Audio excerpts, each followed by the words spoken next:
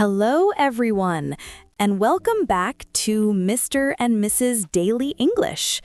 I'm Angelina, and as always, I'm super happy to see you here with us today. And I'm Brad. It's such a pleasure to be back on the channel, sharing more English tips with our wonderful learners around the world. Yes, and before we start chatting, don't forget to hit like, subscribe, and share this video with your friends who are learning English too. Your support really helps our channel grow, and it means so much to us. Exactly. Every comment, every like, every share, it all keeps us motivated. Thank you so much for being part of our growing community. So today, we're diving into a super interesting topic, training your mouth and your mind for English. Brad, what comes to your mind when you hear that? Oh, I love this topic. You know, a lot of people tell us, Brad, I can understand English. I can read it, watch movies, even listen to songs. But when I try to speak, it's just not coming out. Exactly. I hear that all the time. They understand everything, but when it's time to speak, their mouth seems frozen. Why do you think that happens, Brad? Well, to me, it's simple. People train their brain, but not their mouth. It's like learning how to drive a car by reading a manual, but never actually sitting behind the wheel. Your brain knows the theory, but your mouth hasn't practiced the action. That's a perfect comparison. It's like your brain is ready to talk, but your mouth says, wait, I'm not used to this. It feels stiff or maybe shy. Exactly. Our mouths are so used to our first language that when we switch to English, the muscles aren't trained for those sounds. It's not just mental, it's physical. That's such a great point, Brad. Our mouths really are like small sets of muscles. Not like biceps, of course, but they still need regular training to move correctly for English sounds. Right. Think about going to the gym. You can't just think about lifting weights. You actually have to do it. And one workout won't make you strong overnight. You need consistency and time. Exactly. It's the same for speaking English. If you want your mouth to sound natural, you have to train it little by little. At first, it feels weird, but soon it becomes second nature. So true. If someone understands English but can't speak it fluently, it's not because they're not intelligent. It's just because their mouth hasn't practiced enough. It's all about muscle memory. That's such a relief for many learners, I think. It's not about being smart. It's about giving your mouth the right kind of workout. Shadowing technique. Now, let's talk about one of my absolute favorite techniques. It's called shadowing. Have you heard of it, Angelina? Yes, I have. It sounds like you're following someone's shadow, right? How does it work exactly? That's pretty much the idea. You listen to a native English speaker, maybe in a video, podcast, or movie, and then you repeat what they say immediately, almost like an echo. Oh, I love that. So if I'm watching a video and someone says, "Good morning, how are you today?"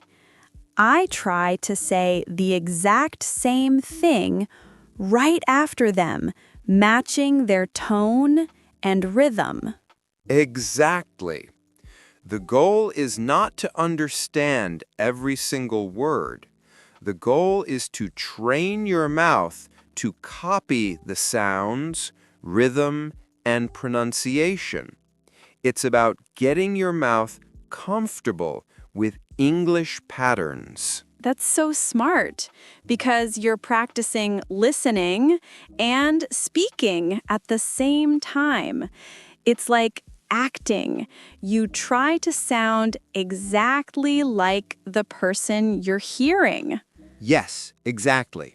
And you can start with short, simple sentences. There are tons of beginner-friendly videos out there.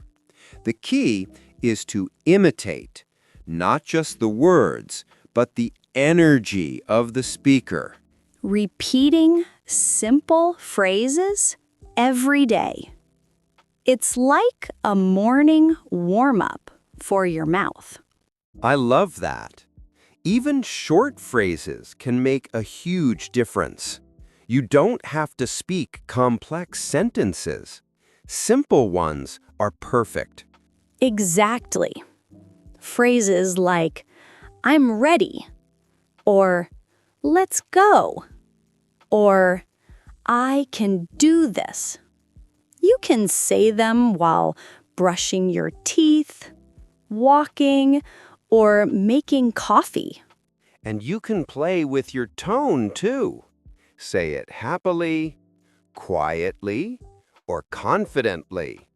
Each emotion helps your mouth move differently and builds flexibility. That's such a great trick. And the more you repeat, the more it becomes automatic. Just like singing your favorite song after hearing it a few times. Yes, at first you might read the words, but later your mouth just knows them by heart. That's the beauty of repetition. Speaking out loud alone. Now, here's one that might feel a little funny. Speak out loud even when you're alone. Yes, that's my favorite one. People might look at you strangely if you do it in public, but at home, it's the perfect exercise. Exactly. Talk to yourself in English about anything. Describe what you're doing. I'm making tea. I'm checking my emails. Luna is sleeping on the sofa. Yes, you don't need a partner. You're your own best speaking partner.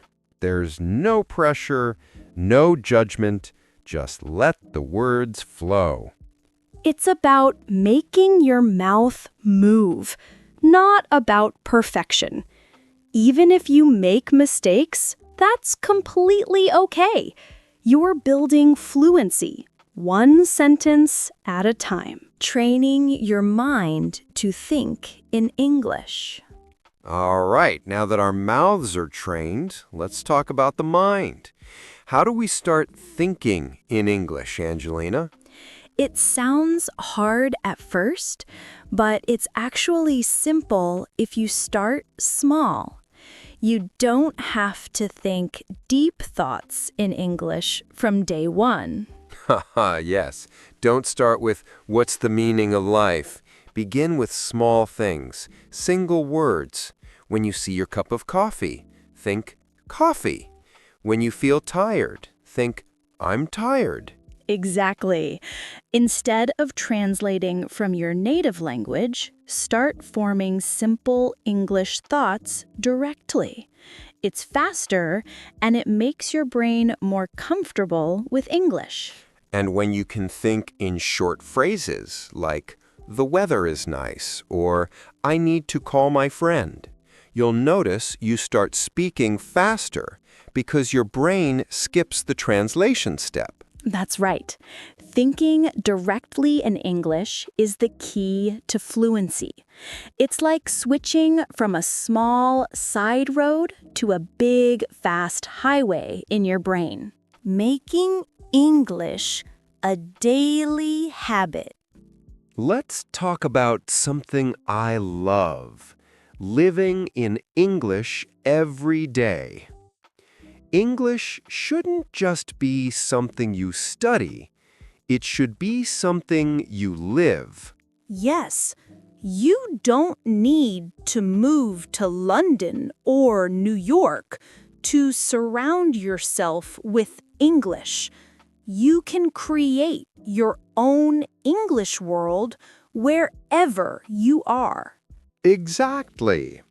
Watch short English videos, listen to podcasts, read small news articles, or even scroll through English memes.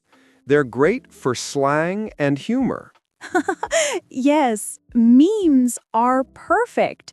Change your phone's language to English, talk to your pet in English, listen to English songs. Make it part of your lifestyle. The more your brain sees and hears English, the more it becomes natural. Soon, you'll start thinking in English without even trying. Consistency is key. Now, here's a powerful one. Be consistent. Yes, 5 minutes a day is better than 2 hours once a week. Small daily effort builds habits, and habits create fluency. Exactly.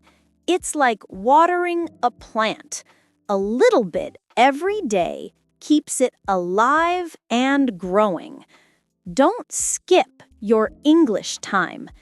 Even short practice keeps your mouth and brain active.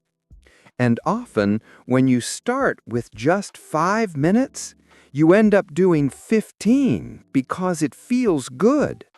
The key is never break the chain. Celebrate your voice. Now, let's talk about something close to my heart. Your voice. Celebrate your voice in English. Yes. Don't wait until you're perfect to start speaking. Your accent is part of your story, part of your identity. Exactly. Your goal isn't to sound like someone else. It's to be understood, confident, and proud of your progress. When you speak with your natural accent, you're still communicating beautifully. It's your English voice. Own it. Yes, smile and say, "This is my voice, and I'm speaking English." That's something to be proud of every single day. Your brain follows your mouth. Now, this last idea brings everything together. Your brain follows your mouth. I love that line. Most people think they need to know everything first before they can speak, but it's the other way around. Exactly. When you speak, your brain learns faster. Speaking forces your brain to find the right words, grammar, and pronunciation. It's active learning. So when your mouth starts moving, your brain goes, "Oh, we're doing this. Let's help." It's teamwork between your mouth and your mind. That's right. Fluency is born in speaking, not in silence. Every time you talk, even to yourself, your brain builds stronger English connections. Wow, what a great conversation today. I hope everyone watching learned something new about training your mouth and your mind for English.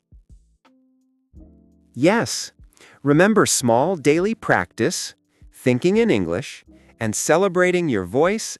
That's the recipe for success. Thank you all so much for being here with us in sunny Barcelona. Please don't forget to subscribe to Mr. and Mrs. Daily English, like this video, and share it with your friends. And tell us in the comments, what's one English phrase you're going to practice today? We'd love to read your answers. Until next time, keep smiling, keep speaking, and keep growing. See you soon, everyone. Bye for now. Bye-bye.